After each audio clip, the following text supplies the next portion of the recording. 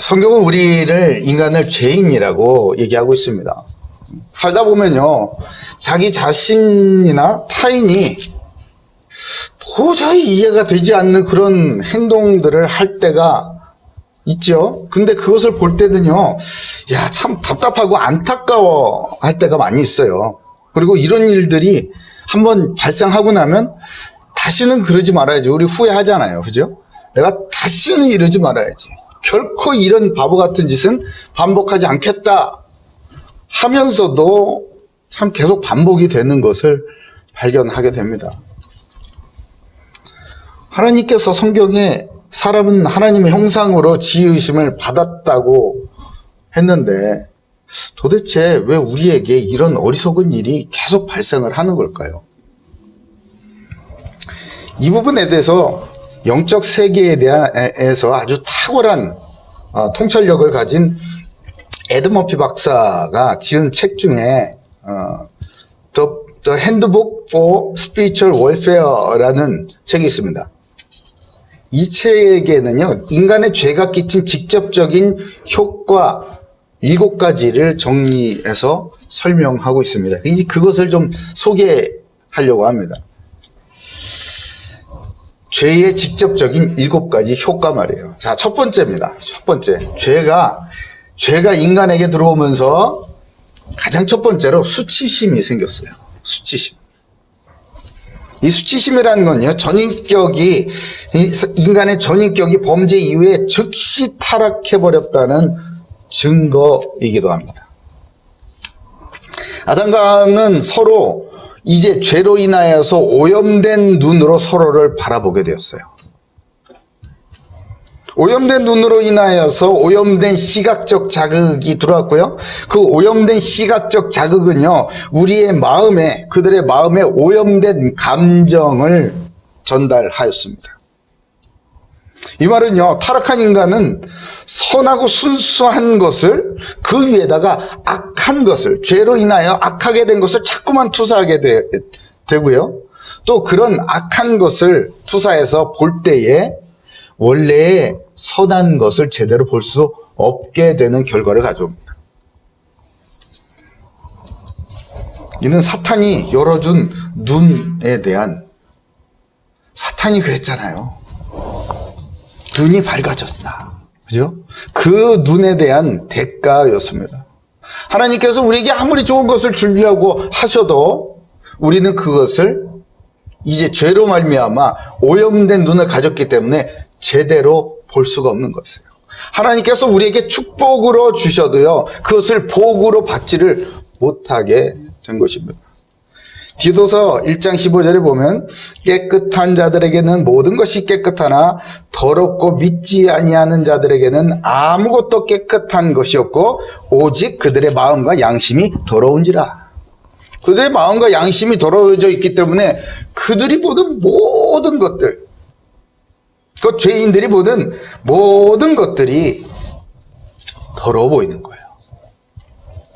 비참한 일이죠. 이게 수치심이에요. 두 번째 그 효과는, 죄의 직접적인 효과는 하나님에게서 떨어져 나오게 됐다는 거예요. 타락한 인간들이 수치심으로 인해서 서로에게 얼굴을 돌리게 됐죠. 그리고 하나님에게서도 그 얼굴을 돌려 하나님의 얼굴로부터 숨으려고 했습니다. 그리고 그들의 얼굴을 하나님으로부터 숨기려 하기 전까지 하나님으로부터 멀리 떨어져 지낸다, 하나님으로부터 떨어져서 산다, 이런 거에 대한 개념과 의미 전혀 없었거든요. 그런 건 존재하지도 않았어요. 그런데 그들의 죄로 인하여서 그들이 이제 타락하기, 늘 하나님께서 함께 하셨잖아요. 그들과 늘 함께 하시던 그 하나님의 축복과 사랑과 따뜻함과 그 공급하신 것, 모든 것을 책임지시는 그 하나님을 이제 기억하지 못하는 거예요. 여러분, 그런 적 있으세요? 내가 계속 계속 응답받았어요. 뭔가 응답을 하세요. 기도했어. 응답받았어. 하나님께서 놀라운 축복을 베풀어 주셨어요. 할렐루야. 주여 감사합니다. 이거 주님이 하셨습니다. 할렐루야. 너무 감사합니다. 근데 뜻하지 않은 문제가 탁 터졌네. 이전에 내게 응답하시고 나를 인도하시고 나와 늘 함께 하셨다고 방금 전까지 내가 찬양했던 그 하나님을 전혀 기억하지 못하는 거예요.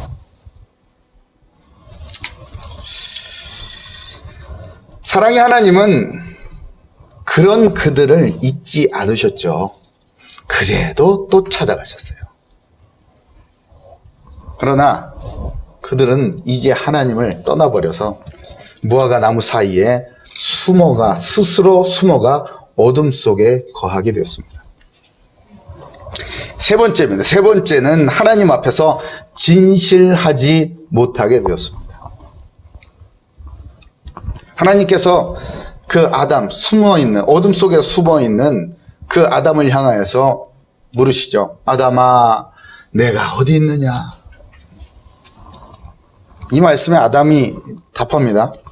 창세기 3장 10절에 이르되 내가 동산에서 하나님의 소리를 듣고 내가 벗었으므로 두려워하여 숨었나이다. 아주 진실되게 대답했어요. 그렇죠? 정말 솔직하게 대답했습니다. 근데 이것이 타락한 아담의 진실된 유일한 말이 되었습니다. 아담이 할 수 있었던 하나님 앞에 진실한 마지막 말이 되고야 말았어요. 이후에 아담이 진술한 모든 말들은요, 하나님 앞에 진솔하지도 않았고요, 정직하지도 않았고 겸손하지도 않았습니다. 비참해요. 너무나 비참하죠. 우리가 하나님 앞에서 뭔가를 기도할 때요, 굉장히 우리가 마치 믿음이나 되게 좋은 척, 거룩한 척 이렇게 기도하기도 합니다. 때로는 우리가 정말 절박한 순간에 처해야 주야 나를 건져주시옵소서, 나를 구원해 주시옵소서 라고 내 밑바닥을 드러낼 때가 있어요.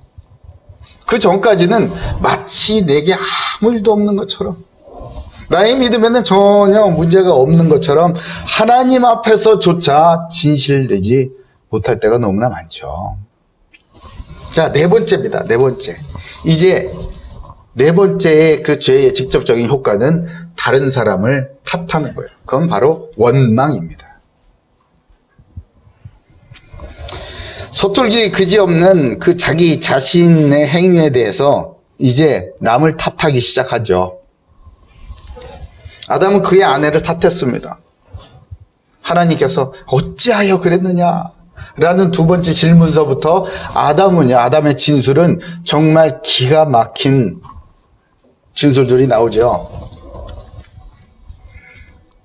하나님께서 내게 주신 그 여자로 인하여서, 그렇죠? 먹었나이다. 그 아담의 말은요, 궁극적으로는 그 하나님께서 내게 주신 그 여자로 인한, 여자를 원망하는 것 같지만은요, 그 궁극적인 그 본질은요, 하나님을 원망하는 거였어요.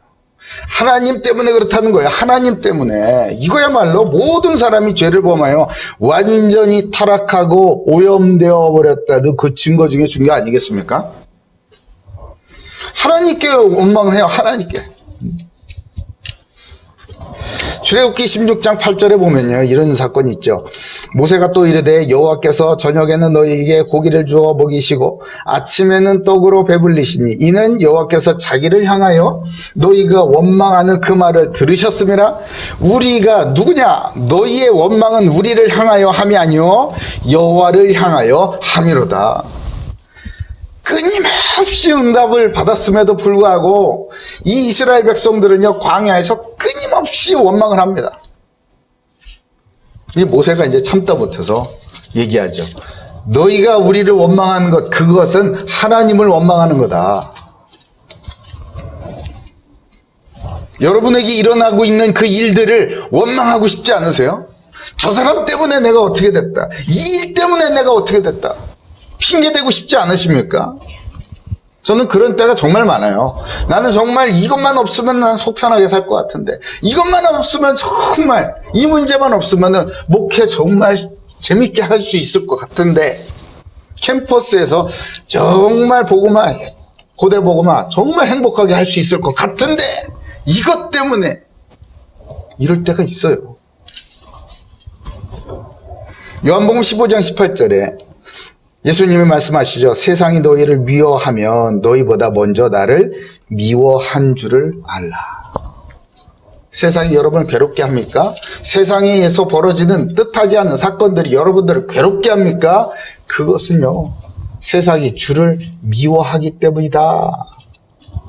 예수님은 이렇게 말씀하고 계십니다. 다섯 번째입니다. 다섯 번째. 모든 사람에게 각각 심판이 내려졌어요. 비참하죠. 살아있는 채로 심판을 받게 되는 거예요. 살아있는 채로. 우리가 아무 심판 없이 그냥 죽어서 나중에 주님 앞에서 심판받는 그런 정도가 아니라 살아서 심판을 받게 되는 거예요. 아담과 하와에게서 내려진 이 하나님의 심판은요, 그들이 더 이상 하나님의 형상답게 살지 못하는 그런 결과를 가져옵니다. 아직 시작은 안 했죠. 그러나 그 하나님의 말씀 속에는 그들 앞에 이제 미래에 펼쳐질 그들의 삶은 완전히 다른 삶이 될 것이라는 것을 예고하고 있어요. 죄가 들어옴으로 영적인 눈이 어두워졌기 때문에 볼 것을 제대로 보지 못했습니다. 그리고 영적인 귀가 어두워졌으므로 하나님의 음성을 회피해버렸어요. 듣기 싫은 거야. 그렇죠? 그러니 그들에게는 하나님께서 복을 주시려고 주신 모든 것들이 그들에게는 이제 고통의 원인처럼 작동하게 됩니다. 축복으로 주신 모든 것, 그게 그들에게 저주와 고난의 이유가 돼버리는 거예요. 정복하고 다스리라고 주신 땅은요, 그들이 생존하기 위하여서 땀을 흘려야 하는 고통의 땅, 그야말로 노동의 땅, 그것이 되어버리는 거예요. 돕는 배필이로 주신 그 여자가 나를 멸망하게 하는 원인이 되었고, 사랑을 받으라고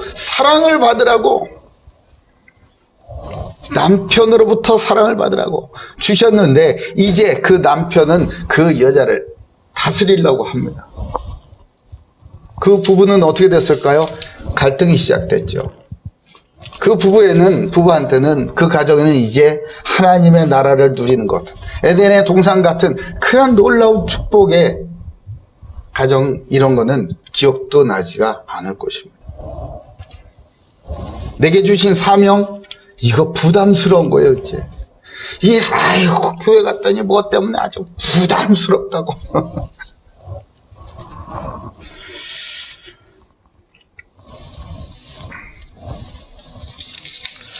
여섯 번째입니다. 낙원에서 추방되죠.